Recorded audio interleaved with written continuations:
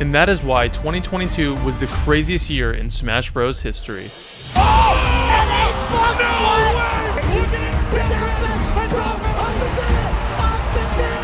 Big opportunity, he can't rest. That's enough, there's enough to do it! He shield drops twice and then there kills Zane! He rolls! Zane moves in winner! Top 8! 3, 2, 1! That's it! Wow! He messed up! Oh my goodness! Johnny stocks for a reason. Is that going to do it? It does! S2J onset! X gets the victory! He calls it out, and that's going to be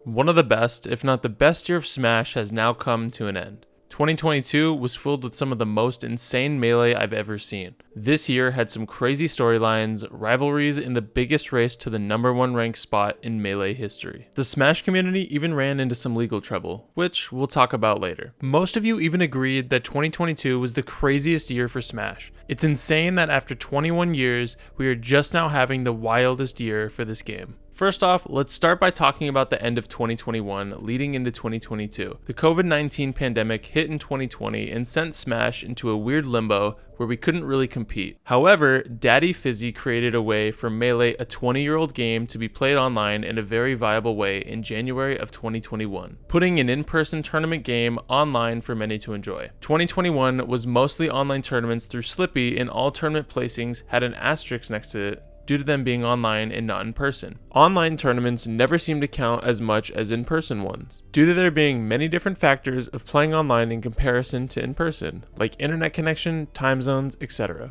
This online era was ruled by Zane, winning a lot of these tournaments and having the undisputed #1 ranking. About halfway through 2021, in-person tournaments started to come back slowly, having a few majors throughout the rest of the year as COVID was lightening up. 2022 was looking great with many big tournaments on the horizons. The fan favorite Mango was going into the new year with the first seed after having won possibly one of the greatest tournament sets of all time at Summit 11 in July of 2021. However, 2022 was off to a bad start with the biggest and first major of the year, Genesis 8, having to be postponed as COVID-19 had spiked in cases, risking the health and safety of the attendees. Genesis 8 wouldn't be played until April of 2022, putting a big hit on the scene with no tournaments to be played. However, Lord and Savior Ludwig was able to scrap together an online tournament in place of Genesis being postponed. Zane continued his dominance from the online era by winning the first tournament of the year, the 4th iteration of the Ludwig Championship Series. He won the biggest major of the year a few months later, Genesis 8,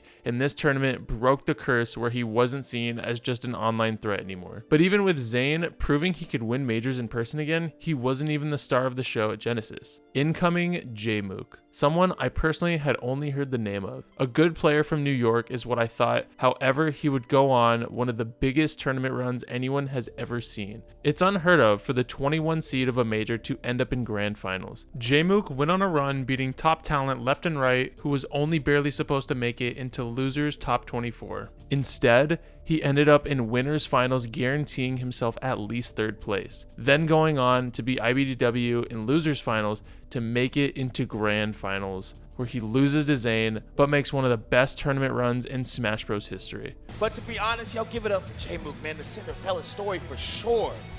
2nd place.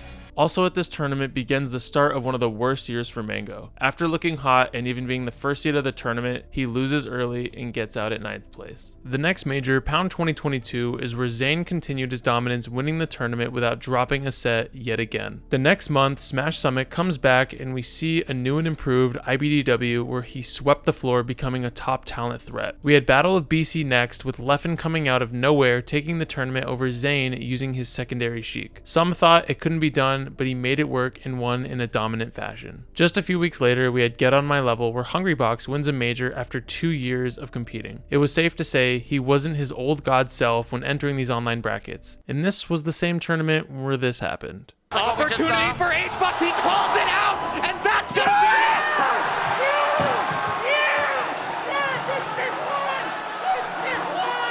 Wow. Remember, this guy was the winner.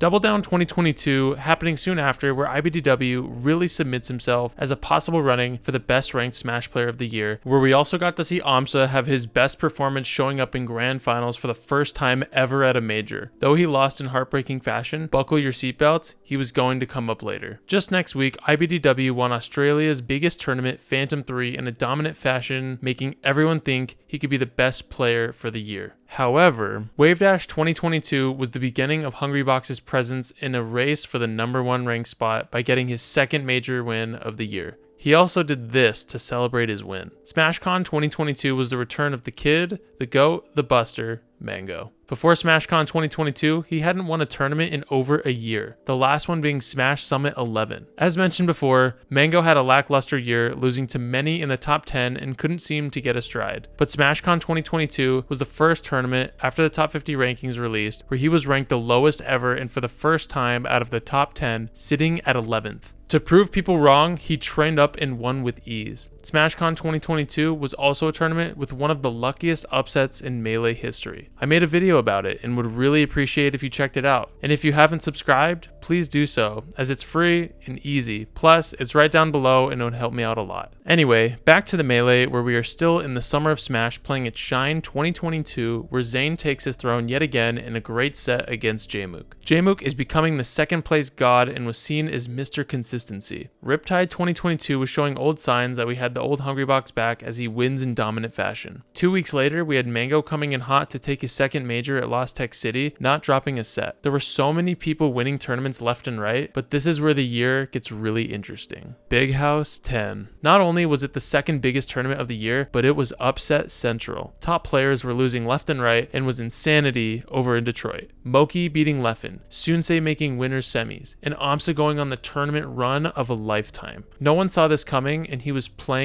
immaculate, taking the tournament without dropping a single set. The venue was electric and the first time I've ever seen a crowd cheering against Mango to win. You'll also notice that the quality in clips is insane for the tournament. It's because I was there filming an Axe documentary. I should have it done within the next month or so. Be sure to subscribe and look out for that video. I also said Big House is where the year got really interesting. We were seeing every top player in contention for this #1 spot, and a Yoshi was just now joining the mix. Especially after winning the offseason that next weekend without dropping a set as well, Amsa was looking really good this year. Though it wasn't considered a major, Amsa was showing some dominance. And speaking of dominance, the next major was the Ludwig Smash Invitational, where Zayn was back on his throne, winning with what looked like ease. But what was really easy was the tournament won by Mango only 3 weeks later, being Summit 14. This was where any tournament was up in the air, and it was so unlike past years where it looks like Armada would win in 2015, or in 2018 where only Hungrybox was winning. Every tournament was up for grabs in 2022. Apex 2022 was the next big major, and even that had some insane moments. Axe vs. Tusei ending in an insane timeout. Zayn, Hungrybox, and Losers Finals being one of the most nail-biting sets, and Amsa proving that he really is a contender to be the best player in 2022. The year was looking to close in a huge way, with the final tournaments being these huge circuits where players built up points throughout the year at all of these majors to qualify. One being Smash World Tour and the other being the Panda Cup. Everyone has heard the news by now that those aren't happening, and it was very hard on the community. This news hit the scene the week of Mainstage 2022 and was seen to be the last tournament of the year all of a sudden. In a frenzy, many who weren't going to Mainstage ended up attending last minute just to show their support to the Smash scene. We got hit really hard as a community, but did our best keeping high spirits that weekend. But yet again, our actual Lord and Savior Ludwig puts on his own world tour, calling it the Scuff World Tour, an attempt to give the community what it deserved at the end of the year. It was an amazing turnout with some spectacular sets, and it wouldn't have been possible without Ludwig and his team. This wasn't even the best news right before the end of the year, something we've been waiting for years.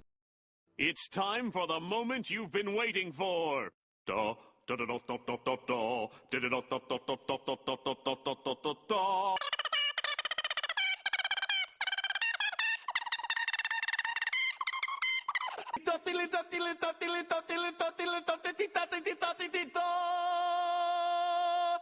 Preparing. Ranked mode. Ranked Super Smash Bros. Melee is finally out. As mentioned in the beginning of the video, Daddy, yes, Daddy Fizzy, created a viable way for people to play Melee online. He released a version where people can play and actually build up their ranked accounts similar to other competitive games. This is a huge opportunity for the community as it will get so many people interested in the game to see how high they can climb on the ranks ladder. I could go on forever talking about how amazing it is, but it's best to wrap it up so you yourself can get back to playing some ranked.